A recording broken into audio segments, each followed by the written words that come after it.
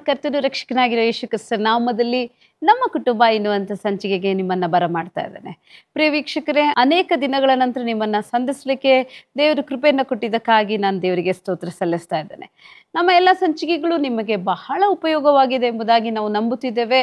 ನೀವು ಮಾಡುವಂಥ ಕರೆಗಳಿಗಾಗಿ, ನೀವು ಕೊಡುವಂಥ ಕಮೆಂಟ್ಸ್ಗಳಿಗಾಗಿ ನಾನು ದೇವರಿಗೆ ಸ್ತೋತ್ರ ಸಲ್ಲಿಸ್ತಾ ಇದ್ದೇನೆ. 2024 ಅಂದರೆ ಈ ವರ್ಷದ ಆರಂಭದಲ್ಲಿ ದೇವರು ನಮಗೆ ಕೊಡಲ್ಪಟ್ಟಂತಹ ಒಂದು ವಾಗ್ದಾನವನ್ನು ತೆಗೆದು ಇವತ್ತು ನಿಮ್ಮ ಮುಂದಿಗೆ ಮಾತನಾಡ್ತಿದ್ದೇನೆ. ಇದು ನಮ್ಮ ಕುಟುಂಬದ ಸಂಬಂಧಗಳನ್ನ ಗಟ್ಟಿ ಹಿಡಿಯಲಿಕ್ಕೆ ಬಹಳ ಮುಖ್ಯವಾದದ್ದು. ಎಲ್ಲ ಕುಟುಂಬದಲ್ಲಿ ಒಂದಲ್ಲ ಒಂದು ರೀತಿ ಸಮಸ್ಯೆ ಇದೆ.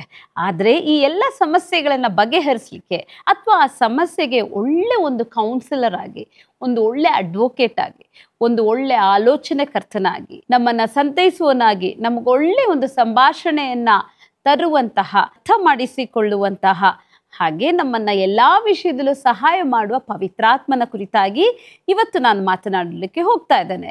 ಅದರ ಅರ್ಥ, ಪವಿತ್ರಾತ್ಮನು ನಮ್ಮ ಸಹಾಯಕನು. ಹೇಗೆ ಈ ಪವಿತ್ರಾತ್ಮನ ಸಹಾಯದಿಂದ ನಾವು ನಮ್ಮ ಕುಟುಂಬದಲ್ಲಿರುವ ಆ ಒಂದು ಸಂಬಂಧಗಳನ್ನು ಬಲಪಡಿಸ್ಬೋದು, ಕುಟುಂಬವನ್ನು ಹೇಗೆ ನಾವು ಇನ್ನೂ ದೇವರಲ್ಲೂ ನಮ್ಮ ಒಳಗೂ ನಾವು ಹೆಚ್ಚಾಗಿ ಬಲಪಡಿಸ್ಕೋಬಹುದು ಎಂಬುದಾಗಿ ನಾನು ಮಾತನಾಡಲಿಕ್ಕೆ ಇಷ್ಟಪಡ್ತಾ ಇದ್ದೇನೆ.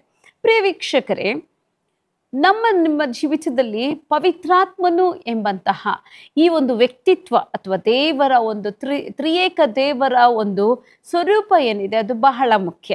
ನಂಗೆ ಬಹಳ ಇಷ್ಟವಾದಂಥ ನಮ್ಮ ಸಭೆಗೆ ಕೊಡಲ್ಪಟ್ಟಂಥ ವಾಗ್ದಾನವನ್ನು ಓದಲಿಕ್ಕೆ ಇಷ್ಟಪಡ್ತಾ ಇದ್ದೇನೆ.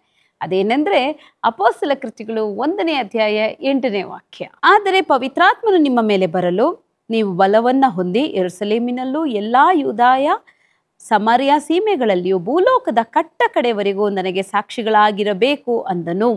ಪ್ರಿಯ ವೀಕ್ಷಕರೇ, ನಾನು ಇದನ್ನು 3 ಭಾಗವಾಗಿ ಮಾಡಿ ನಾನಿವತ್ತು ನಿಮ್ಮೊಂದಿಗೆ ಹಂಚಿಕೊಳ್ತಾ ಇದ್ದೇನೆ. ಈ ವಾಕ್ಯ ಹೇಳ್ತಾ ಇದ್ದೆ, ಮೊದಲನೇದಾಗಿ, ಆದರೆ ನಿಮ್ಮ ಮೇಲೆ ಪವಿತ್ರಾತ್ಮನು ಬರಲು, ಹಾಗರ್ಥ ನನ್ನ ಮೇಲೆ ಪವಿತ್ರಾತ್ಮನು ಬರುವಾಗ. ಎರಡನೇ ಪೋರ್ಷನ್ ಆಗಿದೆ, ನಾನು ಬಲವನ್ನ ಹೊಂದುತ್ತೇನೆ. ನನ್ನ ಮೇಲೆ ಪವಿತ್ರಾತ್ಮನು ಬರುವಾಗ ನಾನು ಬಲವನ್ನ ಹೊಂದಿ ಎಲ್ಲಾ ಸ್ಥಳದಲ್ಲೂ, ನಾವಿಲ್ಲಿ ನೋಡ್ತಾ ಇದ್ದೇವೆ, ಯೆರೂಸಲೇಮ್, ಯೂದಾಯ, ಸಮಾರ್ಯ, ಭೂಮಿಯ ಕಟ್ಟ ಕಡೆ ಎಲ್ಲಾ ಸ್ಥಳದಲ್ಲೂ ಸಾಕ್ಷಿಯಾಗಿರಬೇಕು. ಸೊ ಇದಾಗಿದೆ ಒಂದು ದೇವರ ಒಂದು ಕೊನೆಯ ಮಾತುಗಳಾಗಿತ್ತು. ಸೊ ಈ ವಾಗ್ದಾನದ ಪೂರ್ತೀಕರಣದಲ್ಲಿ ನಾವಿದ್ದೇವೆ. ಸೊ ಇವತ್ತು ದೇವರಾತ್ಮನು ನಾನು ಕೇಳುವಾಗ ಅಥವಾ ನಾನು ಬಯಸುವಾಗ, ನಾನು ನನ್ನ ಜೀವಿತವನ್ನ ಬಿಟ್ಟುಕೊಡುವಾಗ, ನನ್ನ ಕುಟುಂಬವನ್ನ ಬಿಟ್ಟುಕೊಡುವಾಗ, ನನ್ನೊಳಗೆ, ನನ್ನ ಕುಟುಂಬದ ಒಳಗಡೆ, ಕುಟುಂಬದ ಸದಸ್ಯರ ಒಳಗಡೆ ಆತನು ಇಳಿದು ಬರುವವನಾಗಿದ್ದಾನೆ, ಪವಿತ್ರಾತ್ಮನು. ನಾವು ಪವಿತ್ರಾತ್ಮನು ನಮ್ಮ ಸಹಾಯಕನೆಂಬುದಾಗಿ ನೋಡ್ತಾ ಇದ್ದೇವೆ. ಸೊ ವಾಕ್ಯ ಹೇಳ್ತಾ ಇದೆ, ಪವಿತ್ರಾತ್ಮ ನನ್ನ ಮೇಲೆ ಬರಲು ಬಲವನ್ನು ಹೊಂದಿ ಎಲ್ಲಾ ಕಡೆಗಳಲ್ಲೂ ಸಾಕ್ಷಿಯಾಗಿರ್ಬೇಕು. ಸೊ ಹಾಗಾದ್ರೆ ಸಾಕ್ಷಿ ಹೇಳಬೇಕೆಲ್ಲ, ಸಾಕ್ಷಿಯಾಗಿ ಜೀವಿಸ್ಬೇಕು. ಇವತ್ತು ನನ್ನ ಮೊದಲನೇ ಪ್ರಶ್ನೆ, ನೀವು ಎಷ್ಟು ವರ್ಷಗಳಿಂದ ಯೇಸು ಕ್ರಿಸ್ತನನ್ನು ನಂಬುತ್ತಿದ್ದೀರಾ? ಎಷ್ಟು ವರ್ಷದಿಂದ ಆತನ ವಿಶ್ವಾಸಿಗಳಾಗಿದ್ದೀರಾ, ಶಿಷ್ಯದಿರಾಗಿದ್ದೀರಾ, ಯೇಸುವಿನ ಮಾರ್ಗವನ್ನು ಹಿಡಿದಿದ್ದೀರಾ? ನಾವು ಒಮ್ಮೆ ಯೋಚಿಸೋಣ. ಇವತ್ತು ನಾನು ನನ್ನ ಮನೆ ಸುತ್ತಮುತ್ತ ಅಥವಾ ನಾನಿರುವ ಬೀದಿ ಅಥವಾ ನಾನಿರುವಂಥ ಆ ಒಂದು ಗ್ರಾಮ, ಊರಿನಲ್ಲಿ ಸಾಕ್ಷಿಯಾಗಿದ್ದೀನಾ? ನಾನು ನನ್ನ ಕುಟುಂಬ ಸಾಕ್ಷಿಯಾಗಿದೆಯಾ? ಇವತ್ತು ಪವಿತ್ರಾತ್ಮನ ಮ್ಯಾನಿಫೆಸ್ಟೇಷನ್ ಆಫ್ ಹೋಲಿ ಸ್ಪಿರಿಟ್ ಎಂಬುದಾಗಿ ನೋಡುವಾಗ, ಬಲವನ್ನು ಹೊಂದಿ ಎಂದಾಗ, ಬಲವನ್ನು ಹೊಂದುವುದು ಬರೀ ಅನ್ಯ ಭಾಷೆ ಮಾತನಾಡಲಿಕ್ಕೋ ಅಥವಾ ಕರಗಳನ್ನ ತಟ್ಟಲಿಕ್ಕೋ ಅಲ್ಲ. ಇವತ್ತು ವಾಕ್ಯ ಹೇಳ್ತಾ ಇದೆ, ನಮ್ಮ ಮೇಲೆ ಬರಲು ನಾವು ಬಲವನ್ನ ಹೊಂದಿ ನಾವು ಸಾಕ್ಷಿಗಳಾಗಿರ್ಬೇಕು. ನಮ್ಮ ಜೀವಿತ, ಅವರ್ ಲೈಫ್ ಸ್ಟೈಲ್. ಇವತ್ತು ನಾನು ಮಾತನಾಡ್ಲಿಕ್ಕಿರೋದು, ಪವಿತ್ರಾತ್ಮನು ನಮ್ಮ ಮೇಲೆ ಬರಲು ಆತ ನನಗೊಂದು ಸಹಾಯ ಮಾಡ್ತಾನೆ. ಏನದು ಸಹಾಯ? ನನ್ನ ಕುಟುಂಬ ನನ್ನ ಸಾಕ್ಷಿಯಾಗಿರುತ್ತೆ. ಇವತ್ತು ನಾನು ಹೇಳುವಂಥ ವಿಷಯವನ್ನ ಪ್ರಿಯ ತಂದೆ ತಾಯಿಗಳು, ಪ್ರಿಯ ಬ್ರದರ್ಸ್ ಆ್ಯಂಡ್ ಸಿಸ್ಟರ್, ನೀವು ಬಹಳ ಗಮನವಿಟ್ಟು ಕೇಳಬೇಕು. ಯಾರಾದರೂ ಒಂಟಿಯಾಗಿ ನೀವು ರಕ್ಷಣೆಗೆ ಬಂದಿದ್ರೆ ಸಾಕು, ನೀವೊಬ್ಬರೇ ಸಾಕು, ನೀವು ಬಹಳ ಬಹಳ ಆಸಕ್ತಿಯಿಂದ ಕೇಳ್ರಿ. ಯಾಕಂದ್ರೆ ನಾನು ನಿಮಗೊಂದು ಒಳ್ಳೆಯ ಒಂದು ರಹಸ್ಯವನ್ನ ಹೇಳ್ಕೊಡ್ತಾ ಇದ್ದೇನೆ. ಇವತ್ತು ಅನೇಕರು ನನ್ನನ್ನು ನೋಡಿ, ನನ್ನ ಕುಟುಂಬವನ್ನು ನೋಡಿ ಹೇಳಬೇಕಾಗಿದೆ, ಇದ್ರೆ ನಾನು ಈ ರೀತಿಯಾದ ಕುಟುಂಬದ ರೀತಿ ಇರಬೇಕು, ಈ ರೀತಿಯಾಗಿ ನನ್ನ ವೈಫ್ ಇರಬೇಕು, ಈ ರೀತಿಯಾಗಿ ನನ್ನ ಹಸ್ಬೆಂಡು, ಈ ರೀತಿಯಾಗಿ ಸಾಕ್ಷಿಗಳಾಗಿರ್ಬೇಕಾದ್ರೆ ಇವತ್ತು ಪವಿತ್ರಾತ್ಮನೆಂಬ ಸಹಾಯಕನು ನಮ್ಮನ್ನು ಬಲಪಡಿಸಬೇಕಾಗಿದೆ. ಹಾಗಾದ್ರೆ ಪ್ರಿಯರೇ, ನಮ್ಮ ಕುಟುಂಬದ ಒಳಗಡೆ ಇವತ್ತು ನೋಡೋಣ. ಈಗಿನ ಪ್ರೆಸೆಂಟ್ ಕಂಡೀಷನ್, ನನ್ನ ಕುಟುಂಬ ಹೇಗಿದೆ, ನನ್ನ ಕುಟುಂಬದಲ್ಲಿ ಏನು ಸಮಸ್ಯೆ ಇದೆ. ಕಳೆದ ಸರಿ ನಾವು ಕುಟುಂಬದ ಪ್ರಾರ್ಥನೆಯನ್ನು ಮಾಡಿದ್ವು, ಮಾತನಾಡಬೇಕೆಂಬುದಾಗಿ ಹೇಳಿದೆ, ಡಿಕ್ಲೇರ್ ಮಾಡಬೇಕೆಂಬುದಾಗಿ ಹೇಳಿದೆ, ಕೆಲವು ವಿಷಯಗಳನ್ನು ನೀವು ಘೋಷಿಸಬೇಕು ನಿಮ್ಮ ಕುಟುಂಬದಲ್ಲಿ ಎಂಬುದಾಗಿ ಹೇಳಿದೆ. ಈ ವಾರ ಹೇಳ್ತಾ ಇದ್ದೀನಿ, ಇವೆಲ್ಲದಕ್ಕೂ ಮಾಡಲಿಕ್ಕೆ ನಮಗೊಬ್ಬ ಸಹಾಯಕನಿದ್ದಾನೆ. ಆತನ ಮೂಲಕವಾಗಿ ನಾವು ಮಾಡಬೇಕಾಗಿದೆ. ಹಾಗಾದ್ರೆ ಪ್ರಿಯರೇ, ನಾವು ಇದ್ದಂಥ ಕುಟುಂಬದಲ್ಲಿ, ನಾವು ರಕ್ಷಣೆಗಿಂತ ಮುಂಚೆ ನಾವು ಬಾಳಿದಂಥ ಕುಟುಂಬದಲ್ಲಿ ಇದ್ದ ಜಗಳಗಳು, ಎರಡು ಮನಸ್ಸುಗಳು, ಭಿನ್ನಾಭಿಪ್ರಾಯಗಳು, ಕುಡುಕತನ, ಪ್ರತಿ ಒಂದು ಅಶುದ್ಧಗಳು ಇದ್ರೆ ನಾವು ಸಾಕ್ಷಿಯಾಗಿ ಹೇಗಿರ್ಲಿಕ್ಕೆ ಸಾಧ್ಯ? ನಾವು ಸಾಕ್ಷಿಯಾಗಬೇಕಂದ್ರೆ ನಮ್ಮ ಕುಟುಂಬ ಒಂದು ಚಿಕ್ಕ ಪರಲೋಕವಾಗಿ ಮಾರ್ಪಡಬೇಕು. ನರಕದ ಅನುಭವದಲ್ಲಿದ್ದ ನನ್ನ ಕುಟುಂಬ, ಕ್ರಿಸ್ತನು ನನ್ನ ಕುಟುಂಬದೊಳಗೆ ಬಂದಿದ್ದರ ನಿಮಿತ್ತ, ಪವಿತ್ರಾತ್ಮನು ನನಗೆ ಸಹಾಯಕನಾಗಿ ನನ್ನ ಕುಟುಂಬದಲ್ಲಿ ಇರುವುದರ ನಿಮಿತ್ತ ನನ್ನ ಕುಟುಂಬ ಈ ಭೂಮಿಯಲ್ಲಿ ಒಂದು ಚಿಕ್ಕ ಪರಲೋಕವಾಗಬೇಕು. ಅನೇಕರು ಪರಲೋಕ ರಾಜ್ಯವನ್ನ ನನ್ನಲ್ಲಿ ಕಾಣಬೇಕಾಗಿದೆ. ಹಾಗಾದ್ರೆ ಪ್ರಿಯರೇ, ನಾನು ಸಾಕ್ಷಿಯಾಗಿರ್ಬೇಕು. ಇವತ್ತು ನಾನು ಹೇಳಲಿಕ್ಕೆ ಸಾಧ್ಯ, ಪ್ರಿಯ ಸಹೋದರಿಗಳಿಗೆ ನಾನು ಹೇಳಲಿಕ್ಕೆ ಸಾಧ್ಯ, ನೀವು ನಿಮ್ಮ ಮೇಲೆ ಪವಿತ್ರಾತ್ಮನು ಬರಲು ನೀವು ಬಲವನ್ನ ಹೊಂದುತ್ತೀರಾ. ಹಾಗೆ ನಿಮ್ಮ ಜೀವಿತದಲ್ಲಿ ನೀವು ಸಾಕ್ಷಿಗಳಾಗಿರ್ತೀರಾ. ಖಂಡಿತವಾಗ್ಲೂ ಪ್ರಿಯರೇ, ನಮ್ಮ ಜೀವಿತ ಬದಲಾಗುತ್ತೆ, ನಮ್ಮ ಮಾತುಗಳು ಬದಲಾಗುತ್ತೆ, ನಮ್ಮ ಆ ಎಮೋಷನಲ್ ಎಕ್ಸ್ಪ್ರೆಷನ್ ಅಂತ ಹೇಳ್ತೀವಿ, ನಾವು ಭಾವನೆಗಳನ್ನು ಹೊರಗಾಕೋದು, ಕೋಪ ಇರ್ಬೋದು, ಅಥವಾ ನಮ್ಮಲ್ಲಿರುವ ಸಿಟ್ಟುಗಳಿರ್ಬೋದು, ಗುಣಗೊಟ್ಟೋತನ ಇರ್ಬೋದು, ಯಾವುದಾದ್ರೂ ಸರಿ, ನಾವು ಹಳೆಯ ಒಂದು ಜೀವಿತ ಮಾರ್ಗವನ್ನು ಹಿಡ್ಕೊಂಡು ಬಂದಿಲ್ಲ. ನಾವು ಹೊಸ ಜೀವಿತ ಮಾರ್ಗದಲ್ಲಿ ಜೀವಿಸ್ತಾ ಇದ್ದೇವೆ, ಸಾಕ್ಷಿಗಳಾಗಿದ್ದೇವೆ. ನಾನು ಸಾಕ್ಷಿಯಾಗಿದ್ದೇನೆ, ಯಾಕೆಂದ್ರೆ ನನ್ನ ಮೇಲೆ ಪವಿತ್ರಾತ್ಮನ ಶಕ್ತಿ ಇಳಿದು ಬಂದಿದೆ ಮತ್ತು ನಾನು ಬಲವನ್ನು ಹೊಂದಿದ್ದೇನೆ. ಪ್ರಿಯರೇ, ನಾನು ಹೇಳುವಂತ ಒಂದು ವಿಷಯ, ಪವಿತ್ರಾತ್ಮನು ನಿಮ್ಮನ್ನ ಬಲಪಡಿಸ್ತಾ ಇದ್ದಾನೆ. ಯಾತಕ್ಕೋಸ್ಕರ? ನೀವು ಸಾಕ್ಷಿಯಾಗಿರ್ಲಿಕ್ಕೆ. ಹಾಗಾದ್ರೆ ಪ್ರಿಯರೇ, ನಾನು ಇವತ್ತು ಹೇಳ್ತಾ ಇದ್ದೇನೆ, ನಮ್ಮಲ್ಲಿರುವಂಥ ಫೈನಾನ್ಸ್ ವಿಷಯಕ್ಕಾಗಿ ನಾವು ನೋಡೋಣ. ನಮ್ಮ ಕುಟುಂಬದಲ್ಲಿ ದಿಢೀರ್ ಎಂಬುದಾದಂಥ ಫೈನಾನ್ಷಿಯಲ್ ಪ್ರಾಬ್ಲಮ್ ಬಂದರೆ, ನಮ್ಮ ಕುಟುಂಬದಲ್ಲಿ ಸಂಬಂಧಗಳ ಮಧ್ಯದಲ್ಲಿ ಏನಾದರೂ ಪ್ರಾಬ್ಲಮ್ಗಳು ಬಂದರೆ, ಅಥವಾ ನಮ್ಮ ಕುಟುಂಬದಲ್ಲಿ ಅನಾರೋಗ್ಯಗಳು ಬರೋದರ ನಿಮಿತ್ತ ಹಣಕಾಸು ಮತ್ತು ಸಂಬಂಧಗಳಲ್ಲಿ ಪ್ರಾಬ್ಲಮ್ ಬಂದರೆ, ಈ ಎಲ್ಲ ವಿಷಯಗಳು ನಮ್ಮ ಕುಟುಂಬದಲ್ಲಿ ಅಕಸ್ಮಿತವಾಗಿ ಬಂದರೆ ನಾವು ಹೇಗೆ ಇದನ್ನ ಹ್ಯಾಂಡಲ್ ಮಾಡ್ಬೋದು? ಇವತ್ತು ನಾನು ಹೇಳಲಿಕ್ಕೆ ಸಾಧ್ಯ, ನನ್ನ ಮತ್ತು ನಿನ್ನ ಕುಟುಂಬದಲ್ಲಿ ಪವಿತ್ರಾತ್ಮನಿದ್ದಾನೆ. ಆತನು ನಮ್ಮನ್ನ ಬಲಪಡಿಸೋನಾಗಿದ್ದಾನೆ. ಹಾಗಾದ್ರೆ ಆತನ ಕಾರ್ಯಗಳು ಏನೆಂಬುದಾಗಿ ಕುಟುಂಬಕ್ಕೆ ಸೀಮಿತವಾಗಿರೋ ವಿಷಯಗಳನ್ನ ಹೇಳಲಿಕ್ಕೆ ಸಾಧ್ಯ. ಇವತ್ತು ನಾನು ಹೇಳಿದೆ, ನನ್ನ ಜೀವಿತದಲ್ಲಿ ಫೈನಾನ್ಸ್ ಪ್ರಾಬ್ಲಮ್ ಇದೆ ಅಂದರೆ ಖಂಡಿತವಾಗ್ಲೂ ಹೇಳಲಿಕ್ಕೆ ಸಾಧ್ಯ, ನನಗೆ ಪವಿತ್ರಾತ್ಮನ ಸಹಾಯ ಬೇಕು. ಆತನು ನನ್ನ ಆಲೋಚಕನಾಗಿದ್ದಾನೆ. ಆತನ ಹತ್ರ ಹೋಗಿ ನಾವು ಹೇಳಬೇಕಾಗಿದೆ, ದೇವರೇ, ನನ್ನ ಕುಟುಂಬದಲ್ಲಿ ಇಷ್ಟು ಸಾಲಗಳಿದೆ, ಇಷ್ಟು ಶಾರ್ಟೇಜ್ಗಳಿದೆ, ನನಗಿಷ್ಟು ಅಗತ್ಯಗಳಿದೆ, ನನ್ನ ಅಗತ್ಯಗಳು ಇಷ್ಟೊಂದಿದೆ ಎಂಬುದಾಗಿ ನಾವು ಮೊದಲು ಎಲ್ಲಿ ಹೋಗಿ ಹೇಳ್ತೇವೆ, ಅದು ಬಹಳ ಮುಖ್ಯ. ನಾವು ಕೊಡೋರ ಹತ್ರನೋ, ನಮ್ಮ ಮನೆಯವ್ರ ಹತ್ರನೋ, ಅಂದರೆ ನನ್ನ ತಾಯಿ ಮನೆಯವ್ರ ಹತ್ರನೋ, ನನ್ನ ಸ್ನೇಹಿತರ ಹತ್ರನೋ ಹಂಚಿಕೊಳ್ಳೋ ಮೊದಲು ನಾನು ನನ್ನ ಮನೆಯಲ್ಲಿರುವ ಸಹಾಯಕನು, ಆ ಸಮಾಲೋಚನೆಯನ್ನ ಕೊಡುವಾತನು ಆಗಿರುವ ಪವಿತ್ರಾತ್ಮನ ಬಳಿಗೋದನ್ನ ಕೇಳಿದ್ನ, ಪವಿತ್ರಾತ್ಮನೇ ನನಗಾಗಿ ಡೋರ್ಸ್ಗಳನ್ನು ತೆರೆ ಮಾಡಿ. ಇವತ್ತು ನಾನು ಹೇಳಕ್ಕೆ ಸಾಧ್ಯ, ಇವತ್ತು ನಮ್ಮ ಜೀವಿತದಲ್ಲಿ ಒಂದು ಹಣಕಾಸಿನ ಹೆಬ್ಬಾಗಿಲನ್ನು ತೆರೆಯುವರು ಒಬ್ಬರೇ ಒಬ್ಬರು, ಅದು ಯೇಸು ಸ್ವಾಮಿ ಆಗಿದ್ದಾರೆ. ಪವಿತ್ರಾತ್ಮನ ಶಕ್ತಿಯ ಮೂಲಕ ನಮಗೆ ಮುಚ್ಚಲ್ಪಟ್ಟಂತ ಕೆಲವೊಂದು ಡೋರ್ಗಳನ್ನು, ಬಾಗಿಲುಗಳನ್ನು ನಮಗಾಗಿ ಆತನು ತೆರೆಯುತ್ತಾನೆ. ನಾವು ನೋಡಬಹುದು ಹೇಗೆ ಇಸ್ರೇಲ್ ಮಕ್ಕಳು ಕೆಂಪು ಸಮುದ್ರದ ಮುಂದೆ ಬಂದು ನಿಂತು ಹೆದರಿದರೋ, ಆಗ ಮೋಶೆ ತನ್ನ ಕೈಯಲ್ಲಿ ಇಟ್ಟಿರುವಂತಹ ಆ ಕೋಲನ್ನ ದೇವರ ಮಾತಿಗೆ ಅನುಸಾರವಾಗಿ ಚಾಚಿದ್ನೋ ನಾವು ನೋಡ್ತೇವೆ. ಒಂದು ಗಾಳಿ, ರಾತ್ರಿಯೆಲ್ಲ ಒಂದು ಗಾಳಿ ಬೀಸ್ತು. ಆ ಗಾಳಿ ಏನ್ ಮಾಡ್ತು, ಆ ನೆಲಗಳನ್ನ ಒಣ ನೆಲವಾಗಿ ಮಾಡಿ ಮಕ್ಕಳ ನಡೆಸ್ಕೊಂಡೋಯ್ತು. ಅದೇ ರೀತಿಯಾಗಿ ಇಸ್ರೇಲ್ ಮಕ್ಕಳು ಪಾಳೆಯದಲ್ಲಿ ಆಹಾರವನ್ನ ಕೇಳಿದ್ರು. ಆ ಸಮಯದಲ್ಲಿ ನಾವು ನೋಡ್ತೇವೆ, ಒಂದು ಸಮುದ್ರದ ಕಡೆಯಿಂದ ಒಂದು ಗಾಳಿ ಒಡಕೊಂಡು ಬಂದು ಬಾವಲಕ್ಕಿಯನ್ನ ಅವರ ಮನೆಯ ಮುಂದೆ, ಡೇರೆಗಳ ಮುಂದೆ ಕೈಗೆ ನಿಲುಕುವಷ್ಟು ಹತ್ತಿರದಲ್ಲಿ ಅದು ತಗೊಂಡು ಬಂದು ಕೊಡ್ತು. ಹಾಗಾದ್ರೆ ಇವೆಲ್ಲ ಯಾರ ಕೆಲಸ? ಪವಿತ್ರಾತ್ಮನ ಕೆಲಸವಾಗಿದೆ, ಆತನ ಶಕ್ತಿಯ ಕೆಲಸ. ಈ ದಿನಗಳಲ್ಲಿ ನಮ್ಮ ಜೀವಿತದಲ್ಲಿ ಮುಚ್ಚಲ್ಪಟ್ಟಂತಹ, ಯಾರಿಂದನೂ ಸಹಾಯ ಸಿಗದೆ ಇರುವ ಪರಿಸ್ಥಿತಿ ಇದ್ರೆ, ಸಾಲಗಳ ಮೇಲೆ ಸಾಲಗಳು, ನಾವು ಕೈ ಹಾಕಿದ ನಷ್ಟಗಳು, ಅಥವಾ ಅನೇಕ ಬಿಸ್ನೆಸ್ ಅಲ್ಲಿ ಲಾಸ್ಗಳನ್ನು ಅನುಭವಿಸಿ ಆ ಒಂದು ಹಣಕಾಸಿನ ವಿಷಯದಲ್ಲಿ ಜಗಳಗಳು, ಎರಡು ಮನಸ್ಸುಗಳು ಆಗುತ್ತಿರುವ ಕುಟುಂಬವಾಗಿದ್ರೆ, ದಯವಿಟ್ಟು ನಾನು ಹೇಳ್ತಾ ಇದ್ದೇನೆ, ನಿಮಗೊಬ್ಬ ಸಹಾಯಕನಿದ್ದಾನೆ, ಆತನೇ ಪವಿತ್ರಾತ್ಮನು. ನೀವು ಆತನನ್ನ ನಿನ್ನ ಕುಟುಂಬದಲ್ಲಿ ನೀನು ಅನುಮತಿಸೋದಾದ್ರೆ ನಿಮ್ಮ ಮುಂದೆ ಇಟ್ಟಿರುವ ಮುಚ್ಚಲ್ಪಟ್ಟ ಬಾಗಿಲುಗಳನ್ನು ತೆರೆಯಲು ಆತನು ಶಕ್ತನಾಗಿದ್ದಾನೆ. ಕ್ರಿಸ್ತನನ್ನ ಸತ್ತವರೊಳಗಿಂದ ಎಬ್ಬಿಸಿದ ಅದೇ ಪವಿತ್ರಾತ್ಮನು ನಿಮ್ಮ ನಿರ್ಜೀವವಾದ ಸತ್ತಂತ ವಿಷಯಗಳಲ್ಲಿ ಜೀವವನ್ನ ತರಲಿಕ್ಕೆ ಆತನು ಶಕ್ತನಾಗಿದ್ದಾನೆ. ಹಾಗಾದ್ರೆ ಪ್ರಿಯರೇ, ನಿಮ್ಮ ಕುಟುಂಬದಲ್ಲಿ ಪವಿತ್ರಾತ್ಮನಿಗೆ ನೀವು ಸ್ಥಳಗಳನ್ನ ಕೊಡಬೇಕಾಗಿದೆ. ಹಾಗಾದ್ರೆ ನಾನು ಹೇಳಿದೆ, ಪವಿತ್ರಾತ್ಮನು ಬರುವಾಗ ನಮ್ಮ ಜೀವಿತದಲ್ಲಿ ಅನೇಕ ವಿಷಯಗಳು ಬದಲಾಗುತ್ತೆ. ನಮ್ಮ ಸ್ವಭಾವಗಳು ಬದಲಾಗುತ್ತೆ, ನಮ್ಮ ಮಾತುಗಳು ಬದಲಾಗುತ್ತೆ, ನಮ್ಮ ಕೋಪಗಳು ಕಡಿಮೆ ಆಗುತ್ತೆ, ಸೌಮ್ಯ ರೂಪವಾಗಿ ನಾವು ಮಾರ್ಪಡ್ತೇವೆ. ಅದು ಮಾತ್ರ ಅಲ್ಲ, ಅಸಾಧ್ಯವಾದದ್ದು ಸಾಧ್ಯವಾಗುತ್ತೆ. ಆತನು ನಮ್ಮ ಪಾಪಗಳ ಬಗ್ಗೆ ಅರಿವನ್ನ ಉಂಟು ಮಾಡುತ್ತಾನೆ ಎಂಬುದಾಗಿ ಯೋಹಾನನು ಬರೆದ ಪತ್ರಿಕೆ 16ನೇ ಅಧ್ಯಾಯ 8ನೇ ವಾಕ್ಯದಲ್ಲಿ ನೋಡಬಹುದು. ಆತನು ನಮ್ಮ ಪಾಪಗಳನ್ನ ಕುರಿತು, ನಾನೇನು ತಪ್ಪು ಮಾಡಿದ್ದೇನೆ, ನನ್ನಿಂದ ಏನು ಅಪರಾಧ ಕುಟುಂಬದೊಳಗಾಗಿದೆ ಎಂಬ ಅರಿವನ್ನ ಆತನು ಉಂಟು ಮಾಡಿ ಅದನ್ನು ಸರಿಪಡಿಸಲು ಸಹಾಯಕನಾಗಿರ್ತಾನೆ.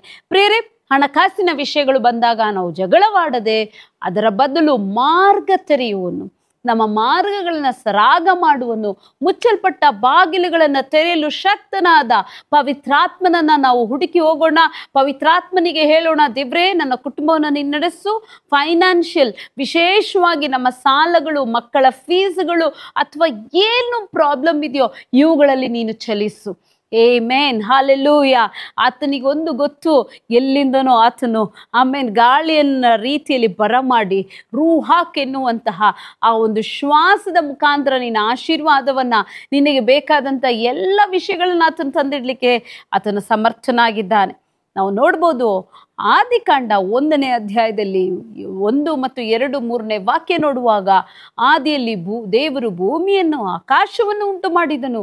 ಭೂಮಿಯು ಕ್ರಮವಿಲ್ಲದೆಯೂ ಬರಿದಾಗಿಯೂ ಶೂನ್ಯವಾಗಿತ್ತು. ಆ ಸಮಯದಲ್ಲಿ ಪವಿತ್ರಾತ್ಮನು ಆ ಒಂದು ಆದಿಸಾಗರದ ಮೇಲೆ ಕತ್ತಲಿರುವಾಗಲೇ ಚಲಿಸ್ತಾ ಇದ್ದನು. ಸೊ ನೋಡ್ರಿ, ಅಲ್ಲಿ ಎಲ್ಲಿ ವಾಕ್ಯಗಳು ಪ್ರಕಟವಾಯಿತೋ ಅಲ್ಲಿ ಪವಿತ್ರಾತ್ಮನು ಕಾರ್ಯ ಮಾಡಿದ್ರು.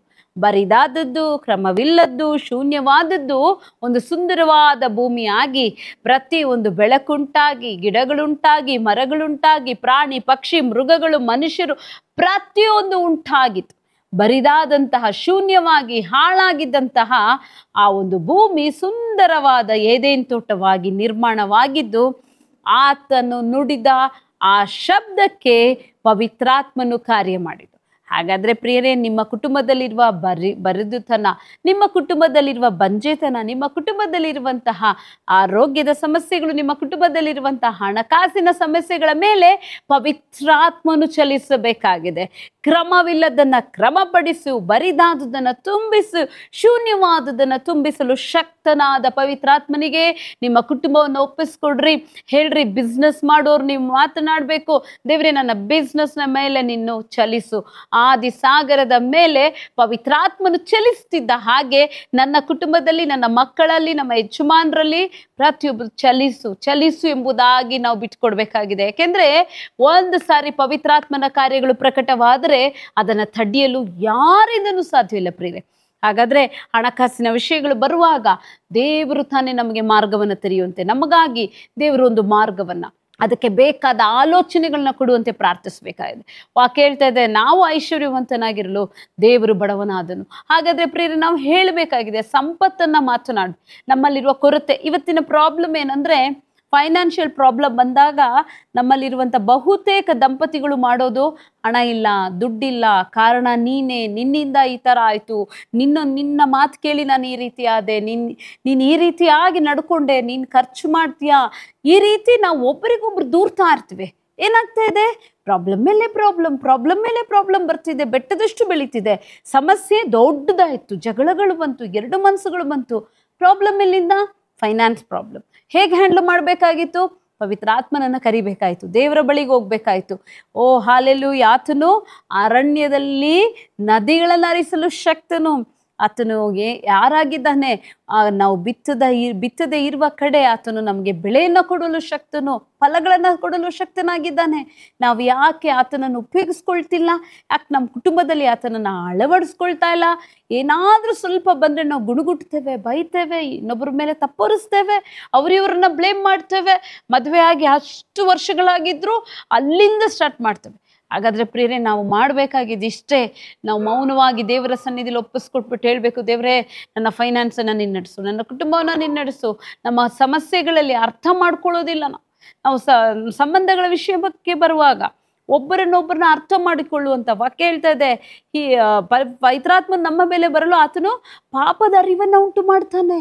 ಅದರ ಅರ್ಥ ನನ್ನಿಂದ ತಪ್ಪೇನಾಗಿದೆ, ನಾನೆಲ್ಲಿ ಮಿಸ್ ಆಗಿದ್ದೇನೆ, ನನ್ನ ಬಾಯಿಂದ ಬಂದ ಮಾತುಗಳೇನು, ನನ್ನ ಮಾತುಗಳಿಂದ ಬೇರೆಯವರು ಎಷ್ಟು ಒಡೆಯಲ್ಪಟ್ಟಿದ್ದಾರೆ, ಇವುಗಳ ಅರಿವನ್ನ ತರುವುದು ಪವಿತ್ರಾತ್ಮನಾಗಿದ್ದಾನೆ. ನಾನು ಒಂದು ಮಾತ್ರ ಹೇಳಲಿಕ್ಕೆ ಸಾಧ್ಯ, ಯಾರು ಯಾರನ್ನು ಬದಲಾಯಿಸಲಿಕ್ಕೆ ಸಾಧ್ಯವಿಲ್ಲ. ಆದರೆ ಪವಿತ್ರಾತ್ಮನು ಮಾತ್ರ ಕಲ್ಲಾದ ಹೃದಯಗಳನ್ನು ಬದಲಾಯಿಸಿ ಮೃದುವಾದ ಹೃದಯಗಳನ್ನ ಇಡಲಿ. ಇವತ್ತು ಯಾರಾದರೂ ನನ್ನ ಗಂಡ ಬದಲಾಗಲಿ, ನನ್ನ ಹೆಂಡತಿ ಬದಲಾಗಲಿ, ಅಥವಾ ನನ್ನ ಮಕ್ಕಳು ಬದಲಾಗಲಿ ಅಂತ ನೀವು ಪ್ರಾರ್ಥನೆ ಮಾಡ್ತಾ ಇದ್ರೆ ಖಂಡಿತ ಒಳ್ಳೇದೇ. ಆದರೆ ಒಂದು, ನಮ್ಮಿಂದ ಅವರನ್ನು ಬದಲಾವಣೆ ಮಾಡ್ಲಿಕ್ಕೆ ಆಗೋದಿಲ್ಲ. ನಾವು ಮಾತನಾಡಿ, ನಾವು ಅವರಿಗೆ ಕೌನ್ಸಿಲಿಂಗ್ ಕೊಟ್ಟು, ಸಮಾಲೋಚನೆ ಕೊಟ್ಟು, ಇಲ್ಲ ಇಲ್ಲ ಇಲ್ಲ. ಅದಕ್ಕೂ ಮುಂಚೆ ತಡೆಗಳನ್ನು ಒಡೆಯುವ ಆತನು, ಕಲ್ಲಾದ ಹೃದಯಗಳನ್ನು ತೆಗೆದು ಮೃದುವಾದ ಹೃದಯಗಳನ್ನು ಇಡುವ ಆತನು. ಹಾಲೆಲೂಯ. ಪವಿತ್ರಾತ್ಮನು ಕಾರ್ಯ ಮಾಡಬೇಕು. ಅದಕ್ಕಾಗಿ ಬಿಟ್ಕೊಡ್ರಿ. ಹೇಗೆ ಕೊಳೆಯಾದ ಬಟ್ಟೆಗಳನ್ನು ನೀವು ಸೋಪಿನ ಪೌಡರಲ್ಲಿರುವ ನೀರಿಗೆ ಅದ್ದಿ ಇಟ್ಟು ನಂತರ ಹೇಗೆ ಅದನ್ನು ತೊಳಿತೀರೋ, ಅದೇ ರೀತಿಯಾಗಿ ದೇವರ ಬಳಿಯಲ್ಲಿ ವ್ಯಕ್ತಿಯನ್ನು, ಆ ಒಂದು ವಿಷಯವನ್ನು ನೆನೆಸಿಡಬೇಕು. ನಿಮ್ಮ ಕಣ್ಣೀರಲ್ಲೂ ನಿಮ್ಮ ಪ್ರಾರ್ಥನೆಯಲ್ಲೂ ನೆನೆಸಿಟ್ಟು ನಂತರ ನೀವು ಆ ಕಾರ್ಯಗಳನ್ನ ಮಾಡೋದಾದರೆ ಖಂಡಿತವಾಗ್ಲೂ ಯಾವುದೇ ಗಾಯಗಳಾಗದೆ ಸಂಬಂಧಗಳು ತಿರುಗಿ ಕಟ್ಟಲಿಕ್ಕೆ ಸಾಧ್ಯ. ಹಾಗಾದರೆ ಪ್ರಿಯರೇ, ನಮ್ಮಿಂದ, ನಮ್ಮ ಜ್ಞಾನದಿಂದಲೋ ನಮ್ಮ ಅನುಭವದಿಂದಲೋ ನಾವು ಇನ್ನೊಬ್ಬರನ್ನ ನೋಡಿಯೋ ನಮ್ಮ ಜೀವಿತವನ್ನು ಸರಿಪಡಿಸಲಿಕ್ಕೆ ಸಾಧ್ಯವಿಲ್ಲ. ನಮ್ಮ ಕುಟುಂಬವನ್ನ, ನಮ್ಮ ಬಿಸ್ನೆಸ್ ಅನ್ನ, ನಮಗಿರುವ ಎಲ್ಲ ಕಾರ್ಯವನ್ನ ಸರ್ವಶಕ್ತನಾದ ದೇವರ ಕರದಲ್ಲೋ ಪವಿತ್ರಾತ್ಮನ ಕರದಲ್ಲೋ ಒಪ್ಪಿಸಿಕೊಟ್ರೆ ಖಂಡಿತವಾಗಿಯೂ ಯಾವ ವ್ಯಕ್ತಿಯನ್ನ ಬದಲಾಯಿಸಬೇಕು ಆ ವ್ಯಕ್ತಿಯನ್ನ ಪವಿತ್ರಾತ್ಮನು ಬದಲಾಯಿಸ್ತಾನೆ. ಯಾವ ವ್ಯಕ್ತಿಯನ್ನ ಮಾನಸಾಂತರಕ್ಕೆ ನಡೆಸಬೇಕು ನಡೆಸುವನಾಗಿದ್ದಾನೆ. ಹಾಗಾದ್ರೆ ಪ್ರಿಯರೇ, ನಿಜವಾಗಿ ನಮ್ಮ ಜೀವಿತದಲ್ಲಿ ಬರುವ ಎಲ್ಲ ಸಮಸ್ಯೆಗಳ ಮೇಲೆ ಒಂದು ಕಾರ್ಯ ಹಿಡಿತವನ್ನ ಇಡಬೇಕಾಗಿದೆ. ನಾನು ಒಂದು ವಿಷಯವನ್ನ ಹೇಳಿ ನಾನು ನಿಮಗಾಗಿ ಪ್ರಾರ್ಥಿಸ್ತಾ ಇದ್ದೇನೆ. ಬರುವ ಸಂಚಿಕೆಗಳಲ್ಲಿ ನಾವು ನೋಡುವಂತ ಒಂದು ವಿಷಯ, ನಮ್ಮ ಕುಟುಂಬಗಳಲ್ಲಿ ಪ್ರಾಬ್ಲಮ್ಗಳಾಗಬೇಕಂದ್ರೆ, ಅಥವಾ ನಮ್ಮ ನೋಟುಗಳು ಅಥವಾ ನಾವು ನೋಡುವಂತಹ ಗ್ರಹಿಸುವಂತಹ ಕಾರ್ಯಗಳು ಬೇರೆ ಬೇರೆಯಾಗಿದ್ರೆ, ಸೊ ಅಲ್ಲಿ ಒಂದು ಭಿನ್ನಾಭಿಪ್ರಾಯಗಳು ಹೆಚ್ಚಾಗಿ ಬರ್ತಿದ್ರೆ, ಒಂದಕ್ಕೊಂದು ಸರಿಸಮವಾಗದೇ ಇರದಿದ್ರೆ, ಗಂಡ ಹೆಂಡತಿ ಯಾವಾಗಲೂ ಜಗಳ, ಒಬ್ಬರನ್ನೊಬ್ಬರು ಅರ್ಥ ಮಾಡ್ಲಿಕ್ಕೆ ಆಗ್ತಾ ಇಲ್ಲ, ನನ್ನವೇ ನನಗೆ, ನನ್ನ ದಾರಿ ನನಗೆ, ಮೈ ವೇ ಈಸ್ ಹೈವೇ ಅನ್ನೋ ರೀತಿನಲ್ಲಿ ಯಾಕೆ ಹೋಗ್ತಿದ್ದಾರೆ? ಇದರ ಹಿಂದೆ ಇರುವ ಕಾರಣ ಏನು? ಯಾಕೆ ದೇವರು ಇಟ್ಟಂತ ಸಂಪೂರ್ಣತೆಗೆ ನಾವು ನಡಿಲಿಕ್ಕಾಗ್ತಿಲ್ಲ? ದೇವರು ಕೊಟ್ಟಂತಹ ಆ ಒಂದು ಬ್ಲೆಸ್ಸಿಂಗ್ ಒಳಗಡೆ ನಾವು ಯಾಕೆ ಹೋಗ್ಲಿಕ್ಕಾಗ್ತಿಲ್ಲ? ನಾನು ಒಂದು ಪ್ರಶ್ನೆಯನ್ನ ಕೇಳ್ತಾ ಇದ್ದೆ. ಯಾಕೆ ನಮ್ಮ ಕುಟುಂಬವನ್ನು ದೇವರ ಪರಿಪೂರ್ಣತೆಯಲ್ಲಿ ಬೆಳೀತಿಲ್ಲ? ಯಾಕೆ ನನ್ನ ಕುಟುಂಬ ಈ ರೀತಿ ಇದೆ? ಯಾಕೆ ನಾನು ಈ ರೀತಿಯಾಗಿದ್ದೇನೆ?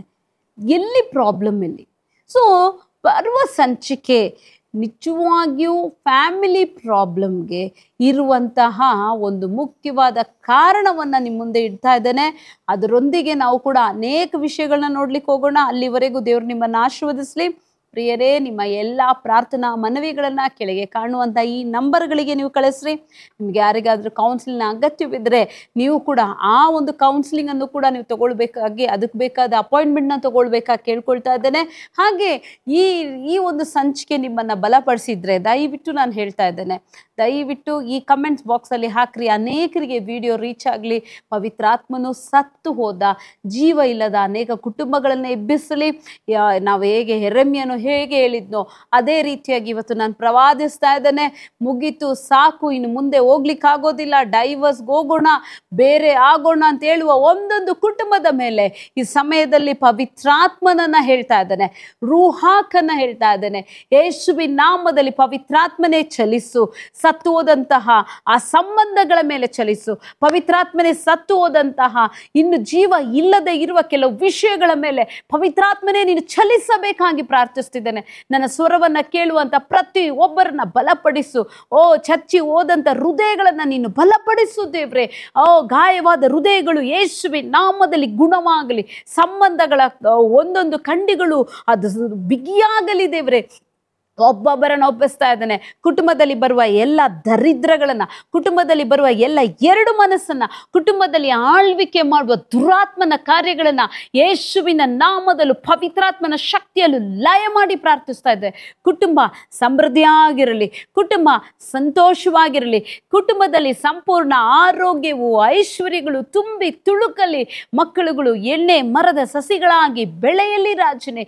ಸಮಯದಲ್ಲಿ ಕರ್ತನೆ ದೇವರನ್ನ ಭಯಪಡುವ ಭಯ ಒಂದೊಂದು ಕುಟುಂಬನ ಆವರಿಸಿಕೊಳ್ಳಲೆಂಬುದಾಗಿ ಪ್ರಾರ್ಥಿಸ್ತೇನೆ. ಕುಟುಂಬದ ಸುತ್ತ ದೈವಿಕ ಕಾವಲನ್ನು ಹೇಳ್ತಾ ಇದ್ದಾವೆ. ಎರಡು ಮನಸ್ಸಿರುವಂಥ ಜಗಳಗಳು ಬರುವಂತಹ ಡೈವರ್ಸ್ಗೆ ಹೋಗುವಂಥ ಎಲ್ಲ ಕುಟುಂಬ ಯೇಸುವಿನ ನಾಮದಲ್ಲಿ ಒಂದಾಗಲೆಂದು ಘೋಷಿಸ್ತಾ ಇದ್ದಾವೆ. ನಿಮ್ಮ ಕರದಲ್ಲಿ ಒಪ್ಪಿಸ್ತೇನೆ. ಪ್ರಾರ್ಥನೆ ಕೇಳಿದಕ್ಕಾಗಿ ಸ್ತೋತ್ರ.